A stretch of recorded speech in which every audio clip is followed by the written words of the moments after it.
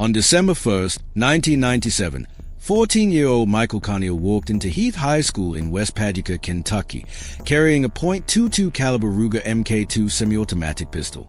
As students gathered in the school lobby for a morning prayer meeting, Michael pulled out the firearm and began shooting. In a matter of seconds, he fired 10 rounds, striking 8 students. 3 young girls, Kayce Steger, Jessica James, and Nicole Hadley, were killed, while 5 others were seriously injured. The attack stunned a small, religious community, leaving lasting scars on the survivors and their families. After emptying his weapon, Michael dropped the gun and surrendered without resistance.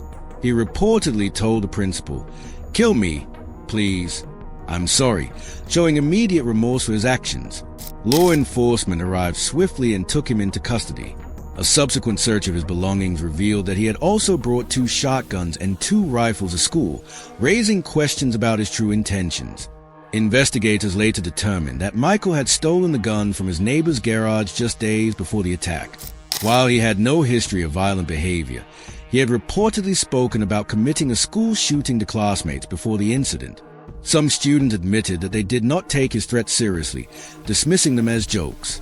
This revelation fueled discussions about the importance of recognizing warning signs and taking threats of violence seriously. The legal proceedings that followed were complex. Since Michael was only 14 at the time of the shooting, he was not eligible for the death penalty under Kentucky law.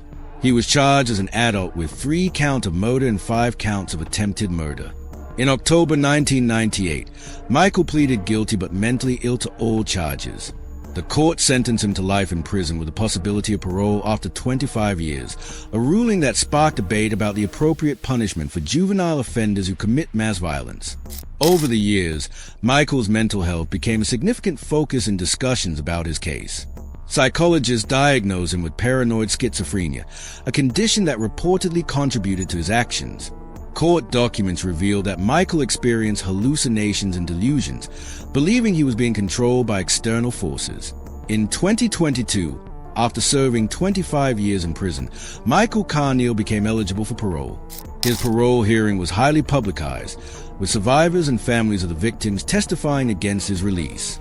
Many argue that the trauma he caused was too great and that he remained a threat to society.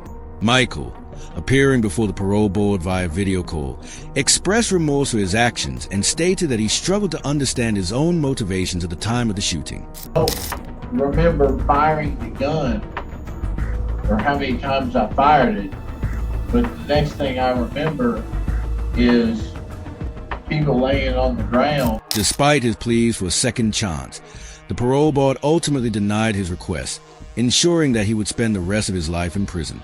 The denial of Michael's parole was met with mixed reactions.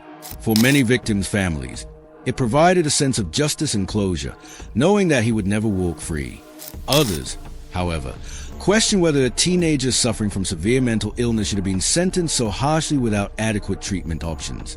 His case reignited discussions about how the justice system handles juvenile offenders and the intersection between mental illness and violent crime.